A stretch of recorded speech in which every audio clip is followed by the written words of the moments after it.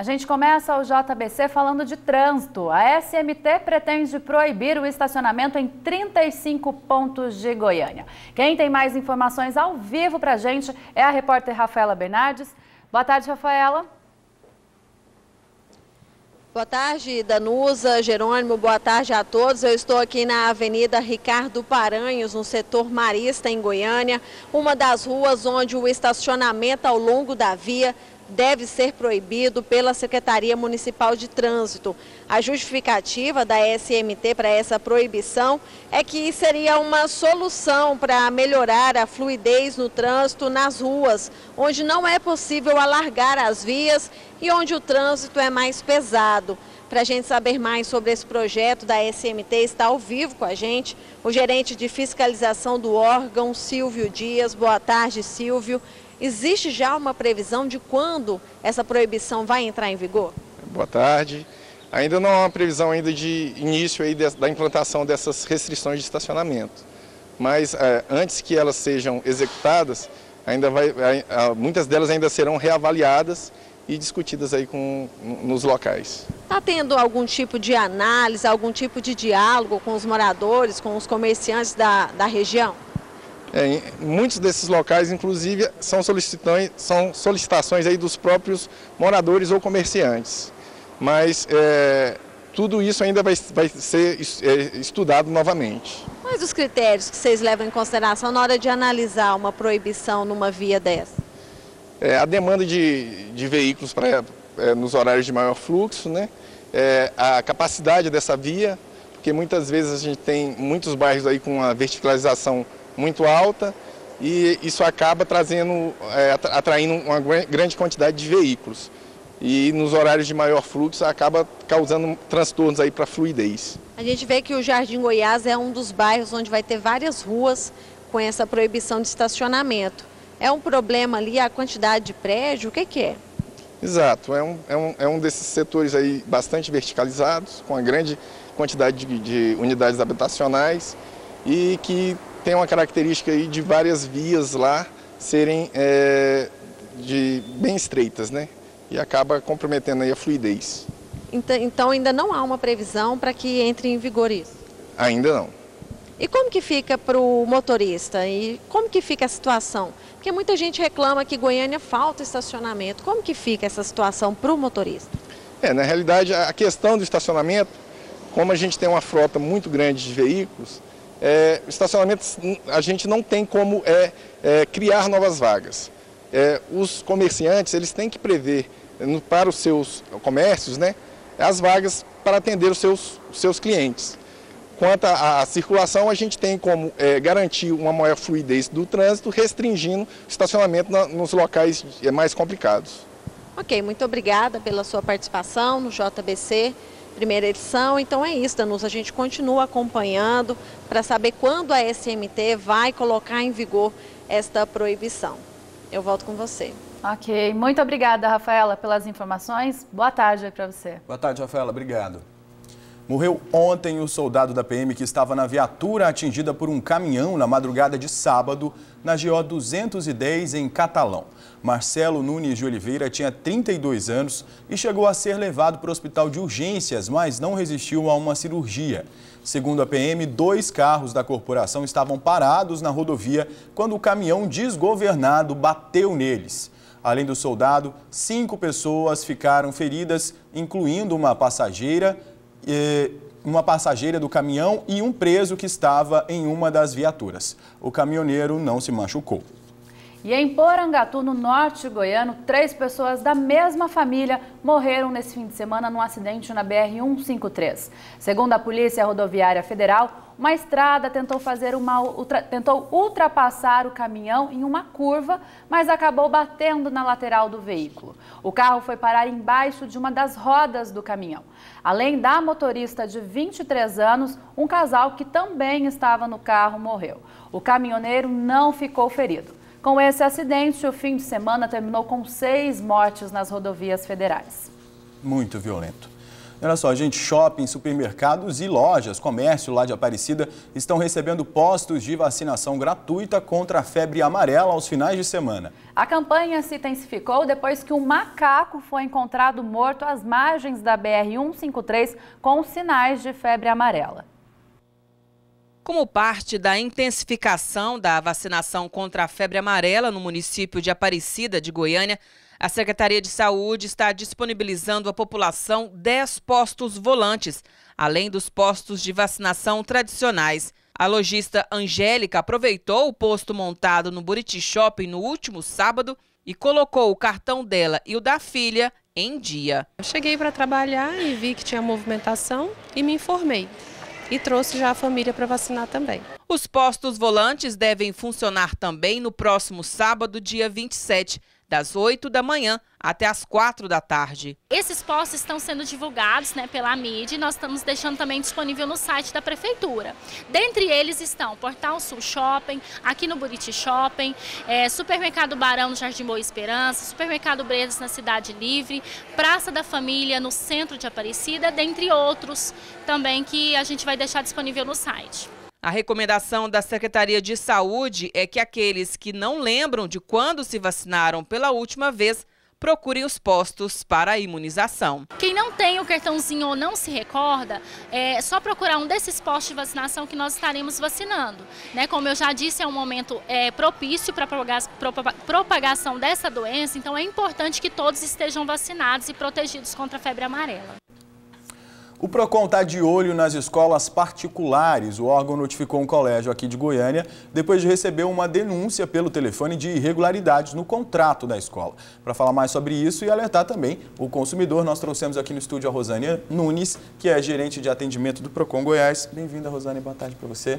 Boa tarde, Jerônimo, Danusa. Uma boa tarde a todos. Boa tarde, Rosânia. Seja bem-vinda. A gente agradece aqui a sua participação. Obrigado. Rosânia, o que foi que aconteceu no caso dessa escola? Que tipo de irregularidades foram constatadas? Você já antecipou para a gente aqui que foram várias, né? Sim, exatamente. Ao receber essa denúncia, o PROCON Goiás notificou essa escola privada para que apresentasse alguns documentos, dentre eles o contrato de prestação de serviço educacional, a planilha de custeios das despesas e também a lista de material escolar.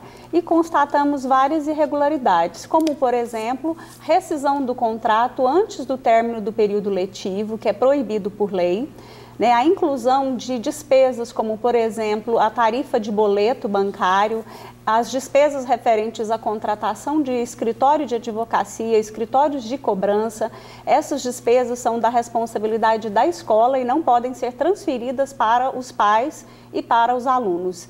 E também verificamos que os reajustes da mensalidade dessa escola não foram devidamente comprovados e a inclusão de materiais de uso coletivo também nos contratos que constituem cláusulas abusivas.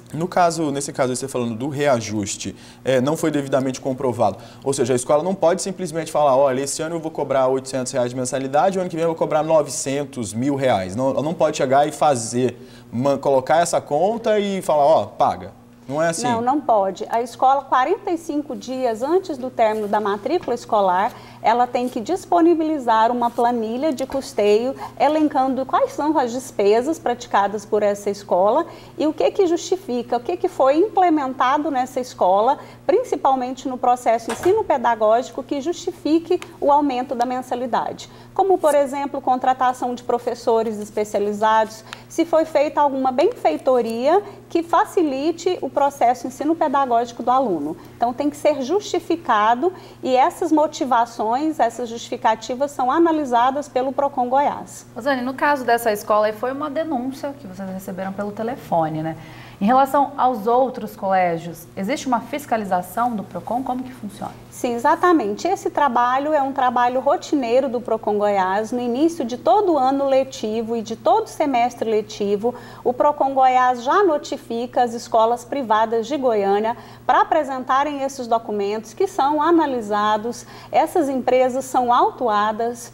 nós verificamos que o índice de reclamações é muito grande. Só este ano o Procon Goiás já registrou 1.100 atendimentos e constatamos que houve um aumento de 6,5% em relação ao mesmo período do ano passado. Então, são várias irregularidades que constam nos contratos de prestação de serviço educacional e o Procon Goiás faz, então, esse serviço de orientação, um alerta para os pais e alunos lerem atentamente os contratos antes de assinar. O ideal é levar esses contratos para casa e verificar todas as cláusulas e não assinar contratos que tenham cláusulas abusivas. E, havendo alguma dúvida, os pais e os alunos podem, inclusive, levar esses contratos ao Procon Goiás, que nós faremos a análise. Você falou aí, entre algumas dessas irregularidades que você citou, a rescisão que não pode ser feita durante o semestre.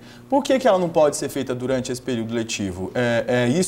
A escola não pode rescindir um contrato ou é o pai que não pode rescindir esse contrato? A escola não pode rescindir o contrato por motivo de inadimplência durante o período ou semestre letivo, porque a escola detém de outros mecanismos, inclusive judiciais, para efetuar a cobrança.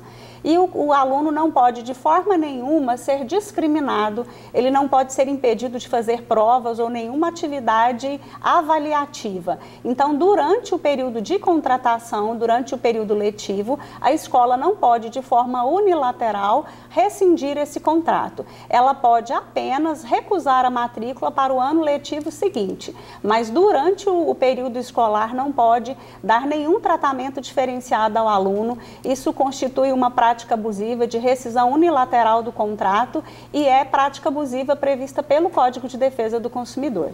Tem outra coisa?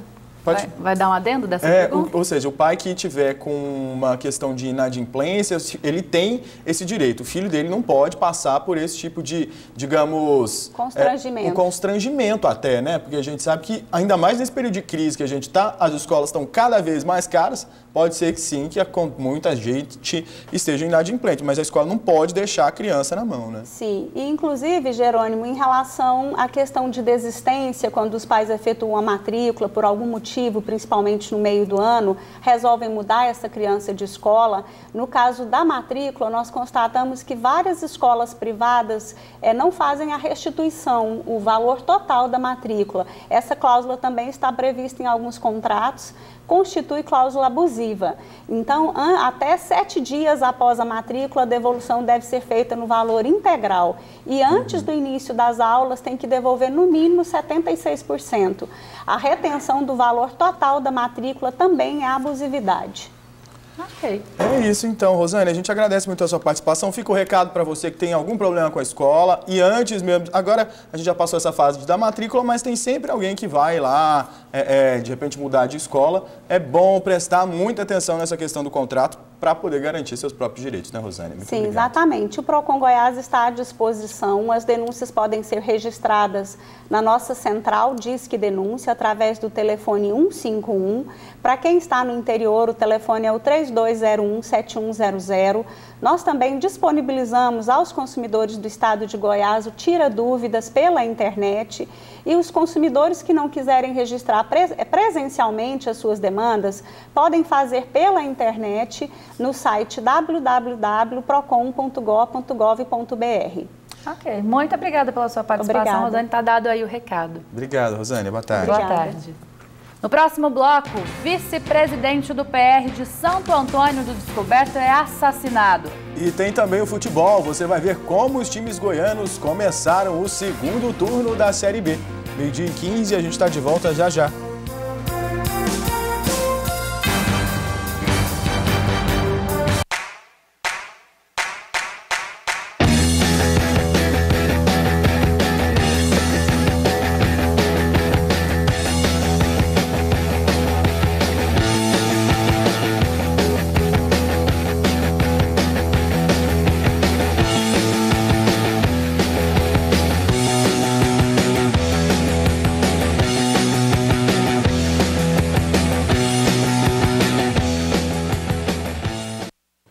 Estudar sem sair de casa. Não tem segredo, não é mesmo? Multiplique experiências, some conhecimentos, aprenda com um dos sistemas mais eficientes do mundo.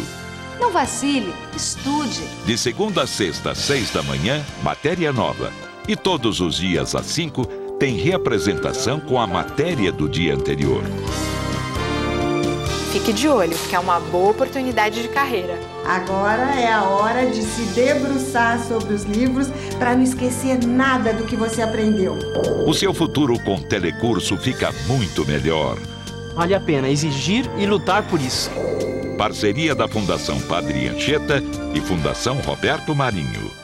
Para uma democracia funcionar bem, todo cidadão deve acompanhar seus candidatos, mesmo depois das eleições. Por isso é bom entender a função de cada cargo. Por exemplo, você sabe o que fazem os vereadores? Na Câmara Municipal, eles decidem o futuro do seu município. Os vereadores discutem e votam projetos que serão transformados em leis, fiscalizam se o prefeito cuida bem do dinheiro público, avaliam os orçamentos e levam à prefeitura as necessidades da população, ouvindo suas sugestões. E o prefeito, você sabe qual é o seu papel? É dele a responsabilidade de usar o dinheiro que vem dos impostos para cuidar do dia a dia do seu município. Por exemplo, limpeza urbana, saneamento básico, manutenção de espaços públicos, postos de saúde e escolas, além de cuidar do transporte público e desenvolver as atividades que garantem o bem-estar dos seus habitantes. Pronto, agora é só escolher seus candidatos. Quanto mais você participa da democracia, mais o seu município fica do jeito que você quer. Justiça Eleitoral, a justiça da democracia. Cuidado! O mosquito da dengue tem várias faces. Por isso, devemos impedir que ele procrie. Encha de areia os pratinhos dos vasos das suas plantas. Guarde as garrafas sempre de cabeça para baixo. Mantenha bem tampados tonéis e barris d'água. Faça a sua parte. Segunda, 10 da noite, uma roda de debates. Como dizer isto sem agredir muito? Agrida. Sim. De opiniões. Eu tenho umas opiniões meio polêmicas. De explicações. Você tem que ter respeito por esse público. Uma roda viva.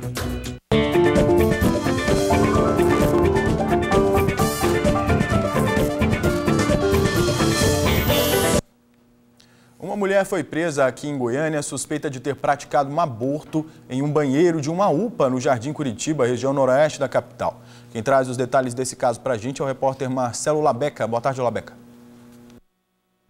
Boa tarde a todos. Pois é, esse caso foi registrado pela equipe de plantão aqui da Delegacia de Investigação de Homicídios de Goiânia. Eles receberam a denúncia de que um feto havia sido encontrado no banheiro da UPA do Jardim Curitiba. A polícia então se deslocou até o local e realmente lá encontrou esse feto. E com as investigações, eles acabaram chegando até essa mulher que estava na casa dos tios, que moram também no Jardim Curitiba, aqui em Goiânia. A mulher está presa, ela é bacharel em Direito e não vai ter a identidade divulgada para que se preserve a integridade física dela. A gente vai conversar mais sobre o caso com o doutor Hernani de Oliveira Caser, que acompanhou tudo, doutor. A mulher está presa e como é que aconteceu? Ela realmente procurou a UPA para fazer o aborto? Não, ela não procurou a UPA para fazer o aborto. Ela começou a sentir dor na noite de sábado, né, e alegou para os tios que a levaram até a UPA que estava com cólica menstrual. Então, a informação que ela passou para os médicos que fizeram o atendimento dela é que ele estaria com cólica menstrual. Em momento nenhum, ela falou que estava em estado de gravidez. Aí, diante disso, ela acabou fazendo esse aborto no banheiro da UPA. E como é que a polícia chegou até ela? Nós recebemos a comunicação, né, dos próprios funcionários da UPA que havia sido localizado o feto num cesto no interior do banheiro. Fomos até o local, através da ficha de atendimento, conseguimos o endereço, né, da suposta gestante. Depois fomos até esse endereço e localizamos, né, como foi dito inicialmente, a residência dos tios, que informaram que ela havia viajado para o estado de Tocantins.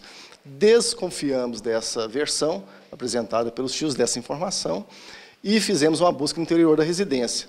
Momento que localizamos ela escondida no interior do banheiro do casal, do quarto do casal. Agora, doutor, como é que fica a situação dela? É um aborto? Chega a ser um homicídio? Como é que está sendo tratado esse caso?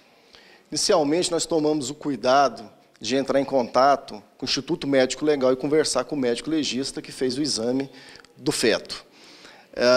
Ele passou informação para a gente que foi feita uma prova chamada prova de Galeno, para verificar se o pulmão do feto havia absorvido ar, né?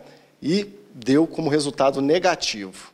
Isso indica que, né, por não respirar, né, ao nascer, ao ser expelido, o feto já estava morto no ventre da mãe.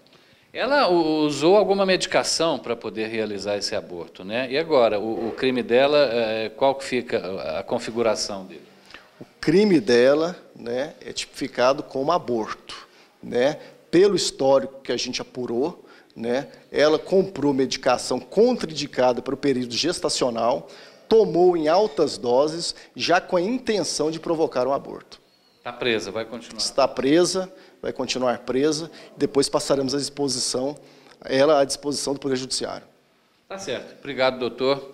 Por enquanto são essas as informações aqui da Delegacia de Homicídios, mas daqui a pouco a gente volta aqui do Complexo de Delegacias de Goiânia com mais novidades aqui da polícia. É com vocês aí no estúdio por enquanto. Ok, Labeca, muito obrigada pelas informações. O vice-presidente do PR em Santo Antônio do Descoberto, no entorno de Brasília, foi morto a tiros na porta de casa ontem à noite. Paulino Rodrigues da Silva, de 58 anos, mais conhecido como Pastor Paulino, foi atingido por vários disparos, chegou a ser socorrido, mas não resistiu. Ele era um dos coordenadores da campanha da candidata do partido à prefeitura da cidade.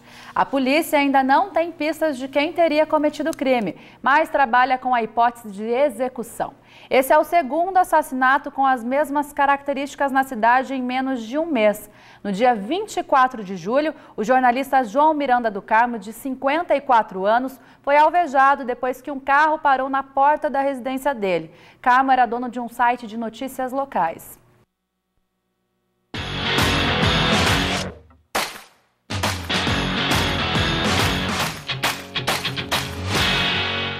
Agora o futebol, o Goiás marcou no fim da partida e venceu o Tupi, o que aliviou um pouco a situação do Esmeraldino, que saiu da zona de rebaixamento. O Vila Nova e o Atlético também jogaram e conseguiram apenas empatar. Para falar com a gente sobre o Brasileirão da Série B aqui no estúdio, nós recebemos o comentarista esportivo José Roberto Silva. Boa tarde, Zé, bem-vindo.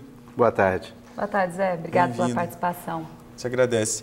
O Goiás conseguiu aí se afastar um pouquinho da zona de rebaixamento, né? 2 pontinhos, mas isso já é muito bom, né? É quase o máximo que ele poderia fazer antes da rodada começar. A rodada teve na sexta o jogo do Vila, que foi exatamente contra o Bragantino, que era o time que estava ali empatado com o Goiás. Se o Bragantino ganhasse aquele jogo, ficaria impossível o Goiás sair da faixa do rebaixamento no sábado à noite. Mas como o jogo do Bragantino terminou 2-2, o Goiás no sábado à noite teve a chance, dependia só dele para sair da faixa do rebaixamento. Estava ganhando o jogo por 1-0 na maior parte do tempo, esteve em vantagem e aí no finalzinho sofreu o gol de empate, mas ainda teve tempo de 4 minutos depois fazer o gol da vitória, venceu por 2-1, chegou a 23 pontos, 2 a mais que o Bragantino.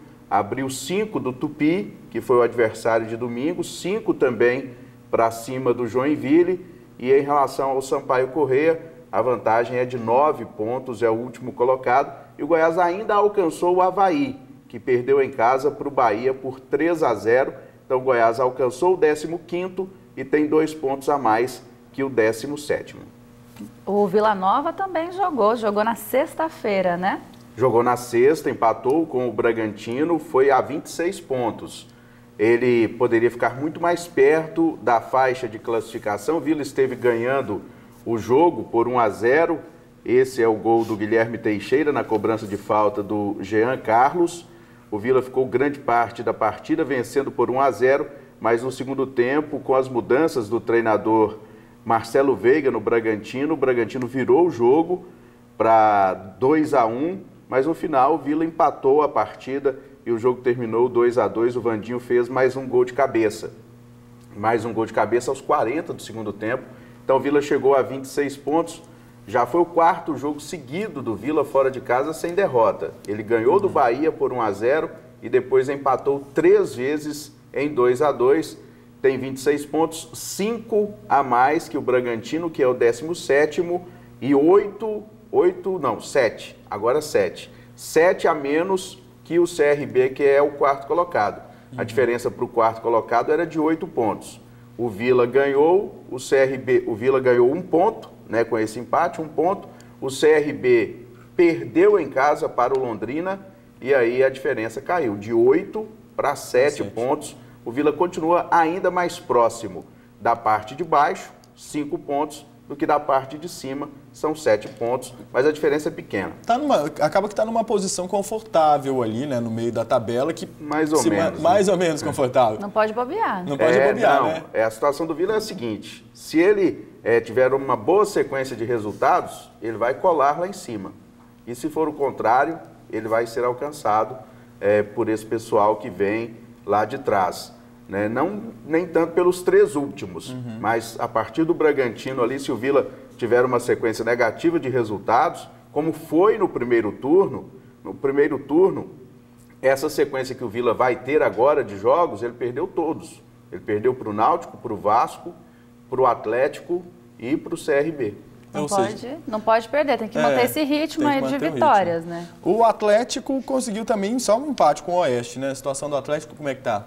O resultado foi muito ruim, por quê? Por vários motivos. Primeiro que o jogo foi aqui em Goiânia. O Oeste, ele tem a mesma pontuação do Vila Nova. Então ele é da metade para baixo da classificação. E o gol do Oeste foi aos 47 do segundo tempo. Meu Deus! Então tudo foi ruim. Mas o que teve de bom na rodada? O Atlético ganhou 1 ponto. O Ceará, que é segundo, não ganhou, perdeu para o Paysandu. O CRB, que era o terceiro, ele perdeu o jogo em casa para o Londrina. Com isso, esse pontinho que o Atlético ganhou já deu a ele uma posição. Ele passou de 4º para 3º. Aí foi bom. O problema é que o Brasil de Pelotas, que é o adversário do Atlético amanhã, já abrindo uma nova rodada, que começa amanhã e termina sábado, o Brasil venceu em Curitiba, o Paraná, e chegou a 33. Então deu uma grande embolada. O Ceará é o segundo com 35, o Atlético é terceiro com 34, o CRB tem 33 e o Brasil encostou com 33. Se amanhã o Brasil ganhar do Atlético, ele já passa o Atlético e abre 2 pontos.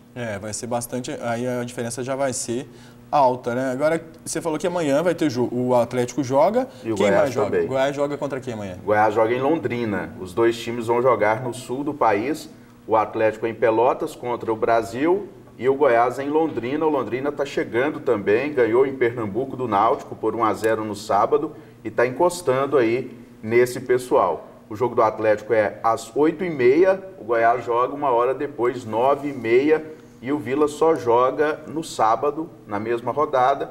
No sábado só o Vila vai jogar, os goianos se dividem assim, 2 amanhã, e o Vila sábado recebe o Náutico no Oba, 4h30 da tarde. Pra gente finalizar rapidinho, o Walter, o atacante Walter, chega no Goiás hoje à tarde? Não, Será que chega mesmo? Se ele chega, eu não sei. Eu sei que ele é esperado. Se tratando de Walter, né? Se tratando de Walter, o que a gente pode dizer é que ele é esperado pelo Goiás agora, pertinho de 2 da tarde, no aeroporto de Goiânia. Ele é totalmente imprevisível. Mas será que vai ser contratado mesmo? Existe essa... Não, tá tudo certo. Tá tudo certo, né? Tudo certo. Mas já teve contratado umas 3 vezes aí. Só da cabecinha dele, né? Para ele chegar no aeroporto e... virar para trás, e voltar, pouco custa. Tem que esperar para ver. Obrigado, viu, Zé? Boa tarde para você. Boa tarde. Veja a seguir, homem é preso com carro roubado que comprou pelo Facebook. E a importância do teste do quadril, um exame simples que pode identificar problemas de locomoção nos recém-nascidos. 12h30, a gente volta já já.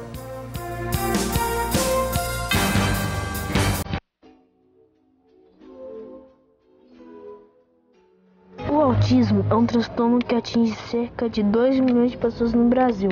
Atualmente, não existe uma estatística de quantos somos em Goiânia e região metropolitana.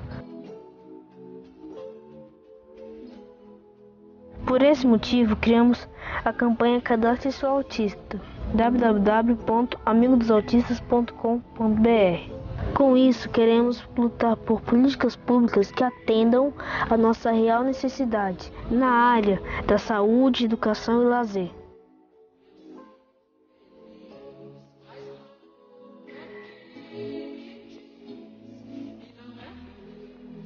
Queridos pais, nós precisamos muito do cadastro. www.amigodosautistas.com.br.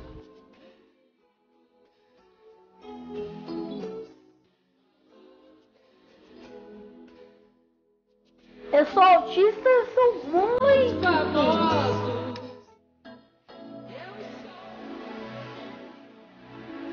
Nunca desista da vida, nunca desista de nós.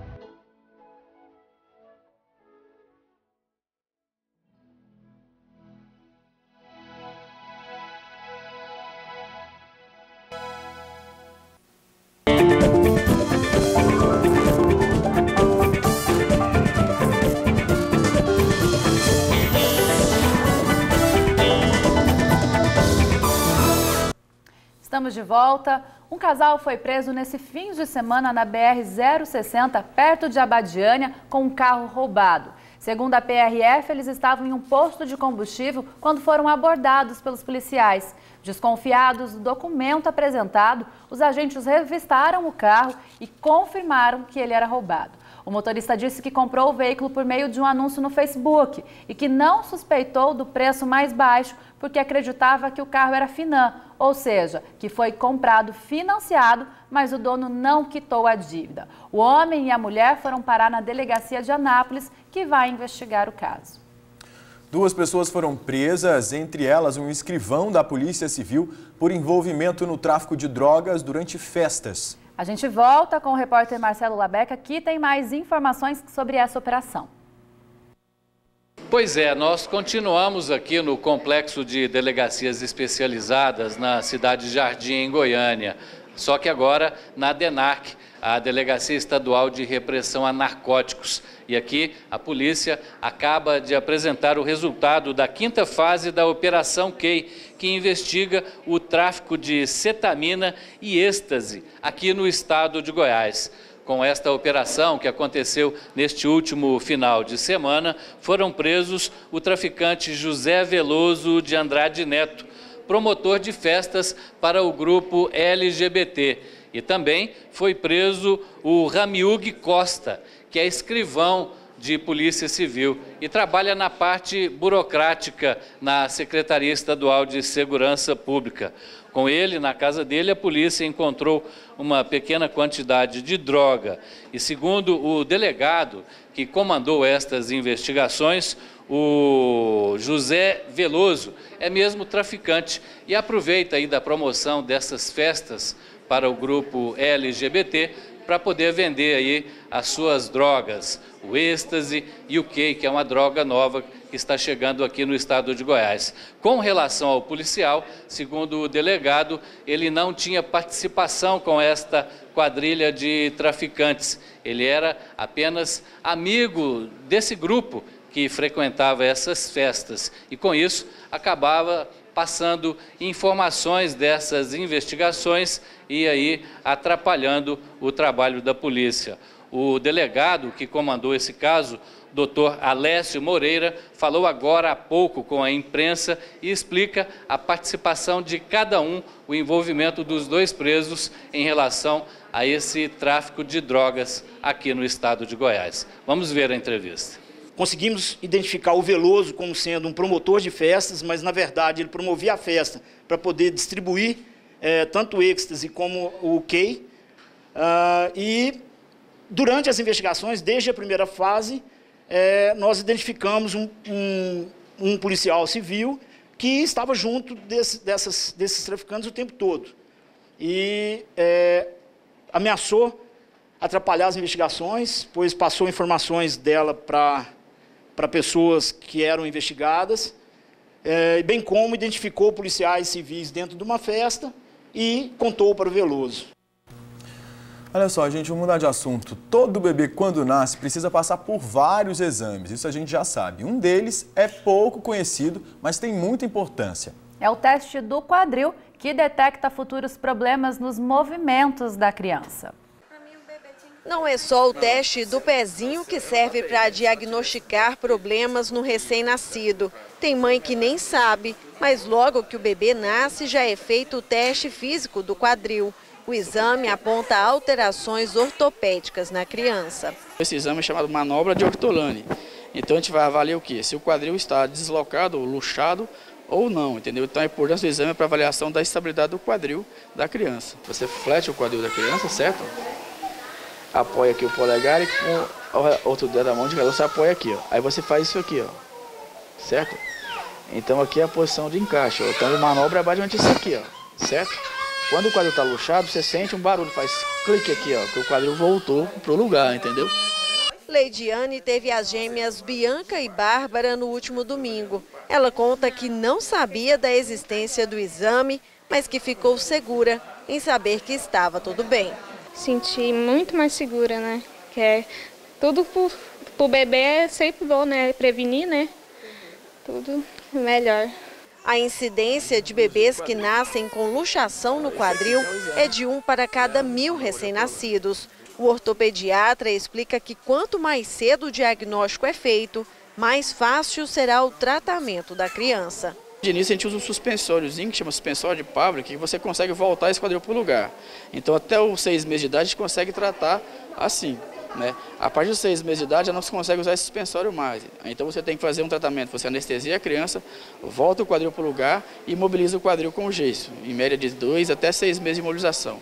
A partir de 1 ano e meio já se não consegue fazer isso, então você tem que operar a criança. Então o tratamento ele só vai complicando à medida que a idade vai aumentando da criança, entendeu?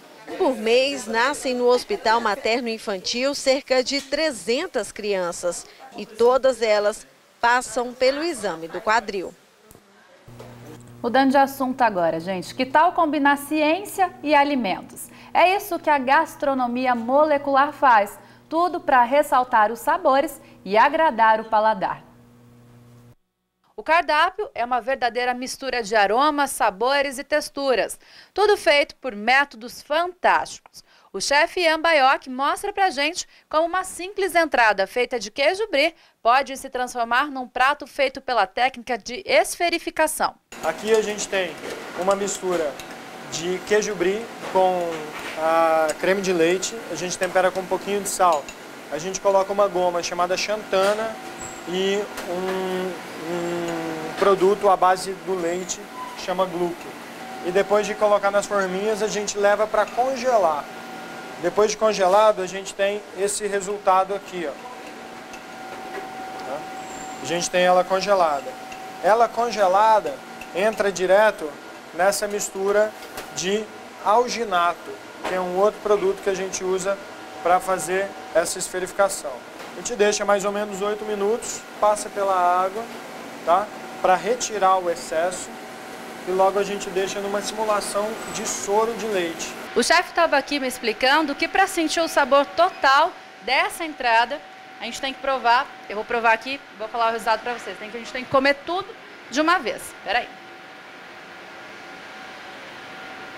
Realmente, gente, a explosão de sabores é sensacional e é uma coisa diferente de tudo isso que a gente está acostumado a ver por aí. As técnicas moleculares conquistam muitas pessoas ligadas à gastronomia. Por isso, um curso em Goiânia recebeu cerca de 20 interessados em aprender mais sobre o assunto.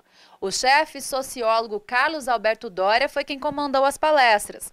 Ele explica que a gastronomia molecular traz uma visão científica do alimento e levanta questionamentos. Hoje, a concepção de gosto que deriva dessa gastronomia molecular incorpora os avanços na fisiologia humana, o conhecimento de como nós percebemos os sabores, mas como nós percebemos os aromas, os cheiros, como nós percebemos as coisas na boca a partir do tato, não é? E então o gosto é uma construção multissensorial. E não acho que somente os grandes e sofisticados restaurantes podem aplicar as técnicas da gastronomia molecular. Hoje em dia, até você que está em casa pode extrair o que há de melhor em cada alimento. Se quiser aprender rapidamente ali e tiver alguma noçãozinha de cozinha, basta entrar no YouTube e dar uma olhadinha que vai conseguir fazer. Eu acho que não é tão simples assim não, né? Mas tudo bem, se ele está falando, a gente acredita. No próximo bloco, IPASGO alerta usuários sobre golpe em hospitais. E no quadro Amor ao Esporte, um balanço da participação dos goianos nas Olimpíadas. Agora, 12h41, não saia daí que a gente já volta.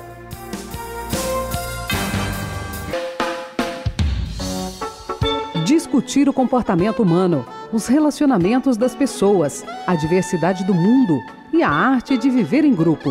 Tudo isso no Sobre Todas as Coisas, com Suzete Amâncio, Fernando Paes e convidados. Sobre Todas as Coisas, toda segunda, às 20 horas, com reapresentação sábado, às 19 horas. Aqui na TBC, a imagem da nossa cultura. Se a população brasileira tivesse uma voz, hoje ela seria assim. E essa seria a voz dos políticos que representam hoje essa mesma população. Nós, mulheres, somos mais da metade da população, mas ocupamos menos de 10% dos cargos políticos. Faça a nossa voz ser mais ouvida. Participe da política. A democracia agradece. Justiça eleitoral. A justiça da democracia. Onde o ator pisar, isso se tornará um palco. Toda terça entram em cena. Fiz uma estátua uma vez.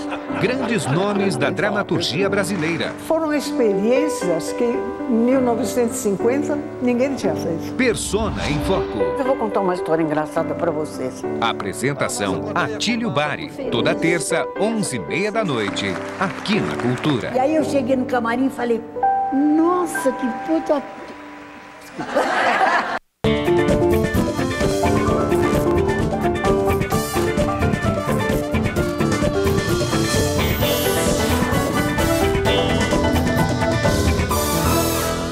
Nós estamos de volta com a reclamação de uma moradora do Jardim Guanabara.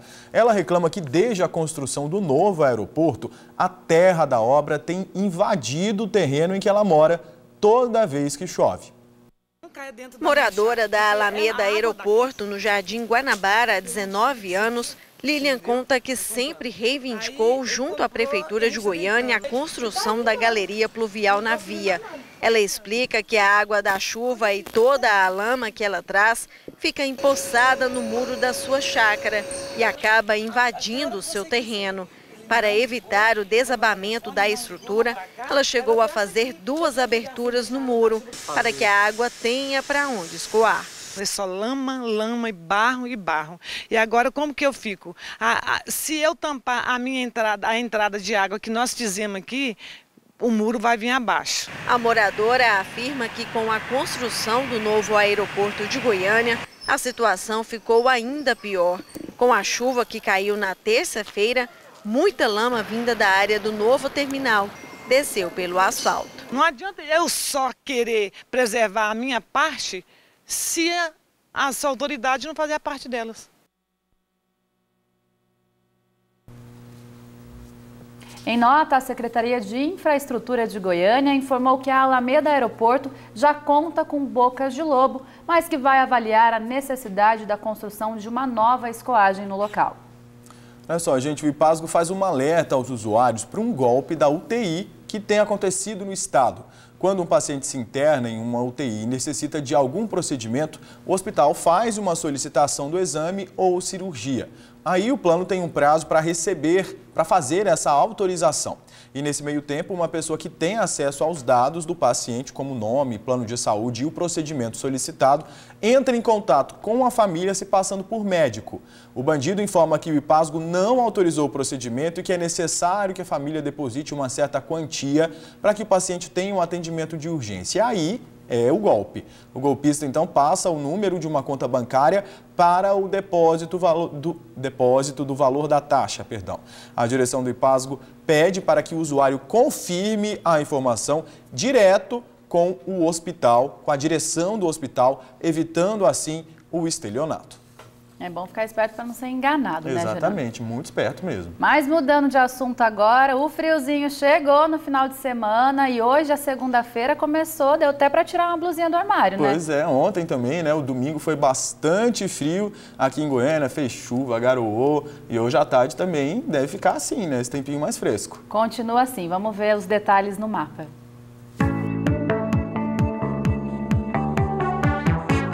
A chuva caiu em Goiás no fim de semana e hoje ela deve aparecer em apenas algumas cidades da região norte do estado. Em Nova Roma, a temperatura máxima fica em 30 graus. No sul, em Água Limpa, máxima em 24 graus. No sudoeste, em Doverlândia, máxima também em 24 graus. Em Leopoldo de Bulhões, no centro-oeste, os termômetros não ultrapassam os 25 graus. No leste, em Mambaí, a mínima fica em 15 e a máxima em 28 graus. Na capital, o sol predomina, mas a temperatura máxima não ultrapassa os 23 graus. A umidade relativa do ar varia de 89% a 13%. E hoje, segunda-feira, é dia do quadro Amor ao Esporte. A repórter Carla Lacerda fez um balanço da participação dos atletas goianos nas Olimpíadas. Vamos conferir.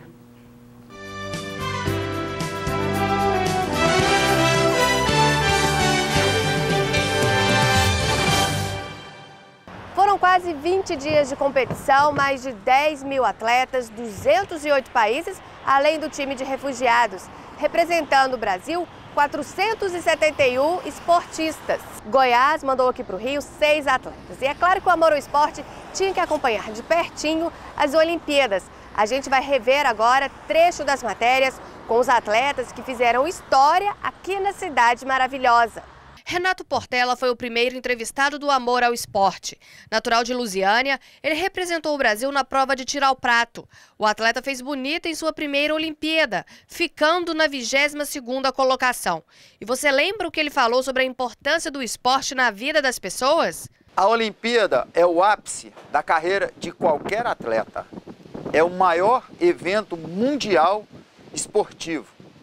Então isso, para mim, é uma honra e um orgulho poder representar o país na Olimpíada.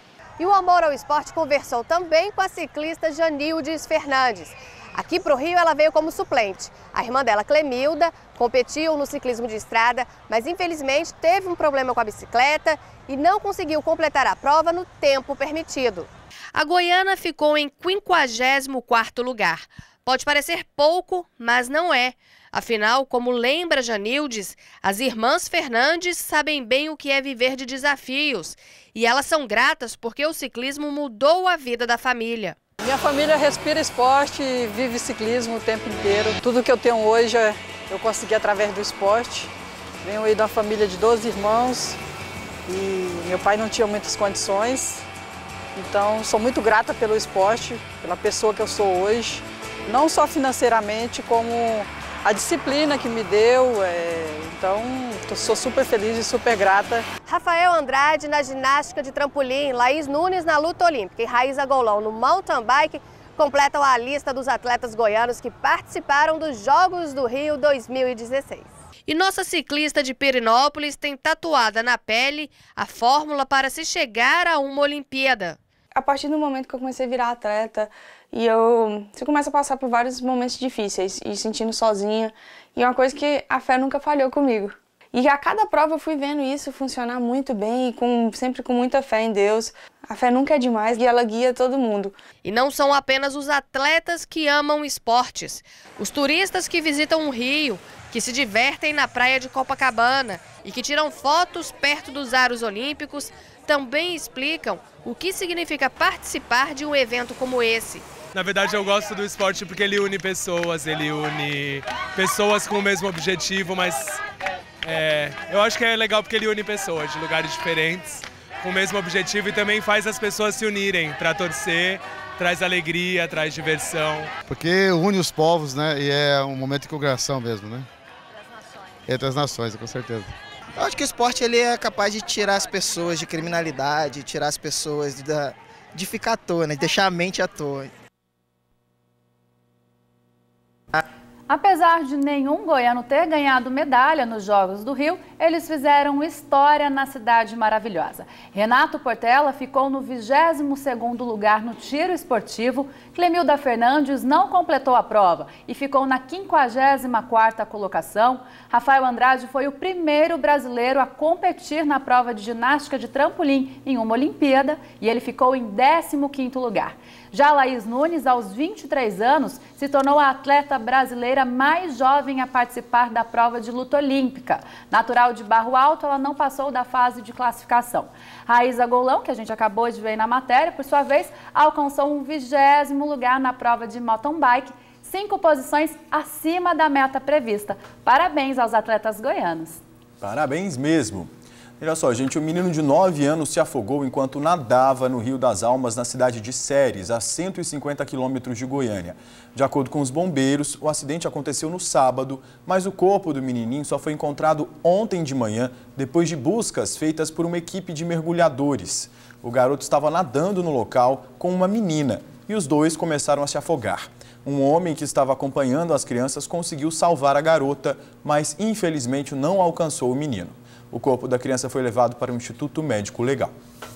A Polícia Civil conseguiu recuperar uma carga de 15 toneladas de carne que tinha sido furtada por um motorista de um frigorífico. O homem foi preso em flagrante hoje mais cedo, entre Goiânia e Trindade. A Delegacia Estadual de Repressão a Furtos e Roubos de Cargas informou ainda que já está atrás do restante da quadrilha responsável pelo crime.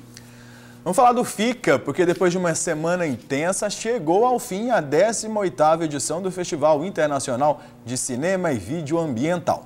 Um documentário de Luxemburgo que fala sobre o acidente nuclear de Chernobyl foi o grande vencedor, mas filmes goianos também se destacaram. Além disso, teve música e muita troca de conhecimentos na cidade de Goiás.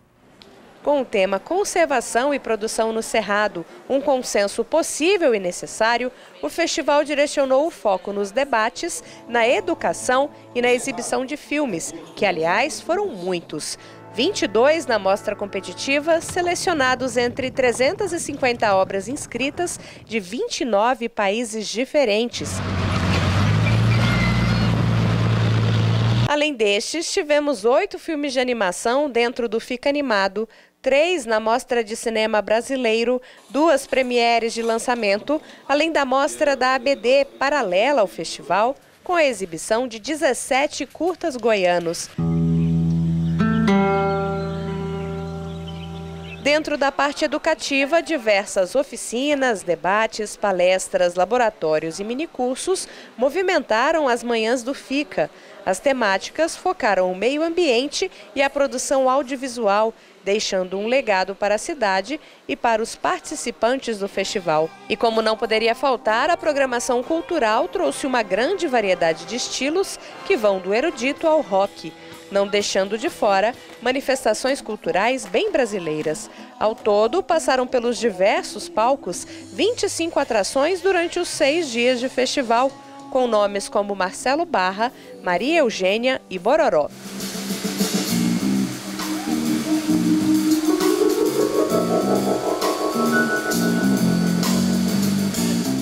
No sábado, o palco dos Jardins do Palácio Conde dos Arcos recebeu o aguardado show da banda Carne Doce.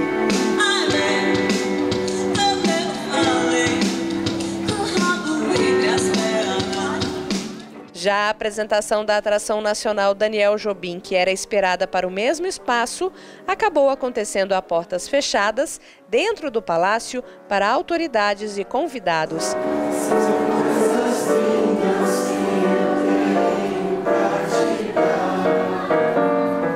E no último dia de programação, a cerimônia de premiação distribuiu somente na mostra competitiva R$280 mil em prêmios. Estamos aqui no Cinemão, a premiação acabou de encerrar, tanto da Mostra ABD como do FICA. E aqui ao meu lado está o Jarléo Barbosa, o nosso comentarista de cinema, para poder discutir um pouquinho do que aconteceu aqui. Jarléo, Jonatas, o grande vencedor da Mostra ABD em 3 categorias, roteiro, ator e melhor filme de ficção. O que você achou? Tá justo? Era isso mesmo? Muito justo. Vou confessar aqui que era o meu preferido também.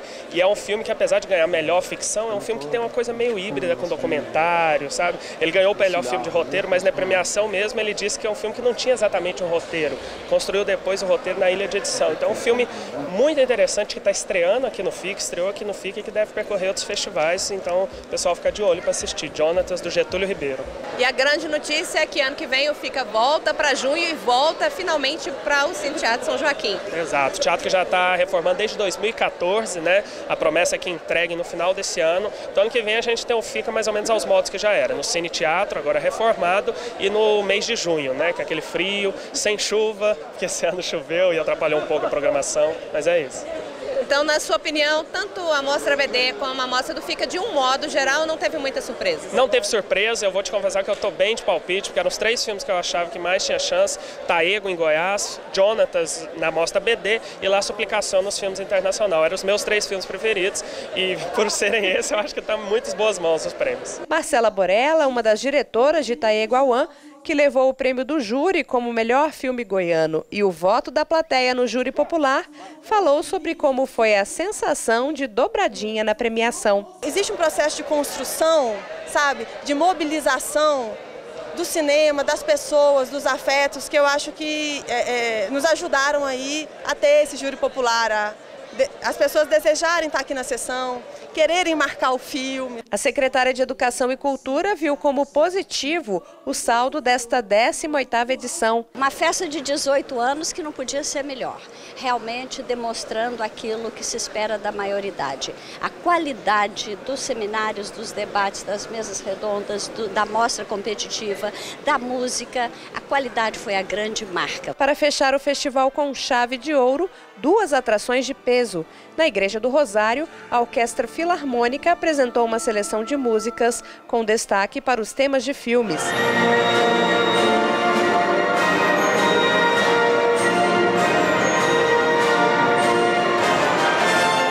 E na praça de eventos, o público se deliciou com o encontro de Elba Ramalho e Geraldo Azevedo, celebrando os 40 anos de parceria entre os artistas. Sonho que o tempo não desfaz, seu coração me diz, fundamental é ser feliz. Eles que já estiveram anteriormente no FICA, falaram da importância da discussão de temas ambientais. O ser humano não sabe cuidar das águas, e eu tenho em todos os meus shows levantado essa questão da água. Isso desde a década de 90 que eu faço essa questão da água. A água é uma coisa muito importante. Devia existir mais conscientização, mais eventos que conscientizassem o jovem, principalmente, que vem sendo a geração para o futuro, né, para que ele tenha mais responsabilidade com suas ações e para com o planeta. Eu quero ver você, eu quero ouvir você, eu quero paz no coração. Bacana demais, fica sempre muito legal, um espaço para as pessoas aprenderem, trocarem conhecimento e tá todo mundo de parabéns. Estamos terminando aqui, né? Terminando mais uma edição de segunda-feira. Muito obrigada pela sua companhia e amanhã a gente volta. Até amanhã, boa tarde para você. Tchau.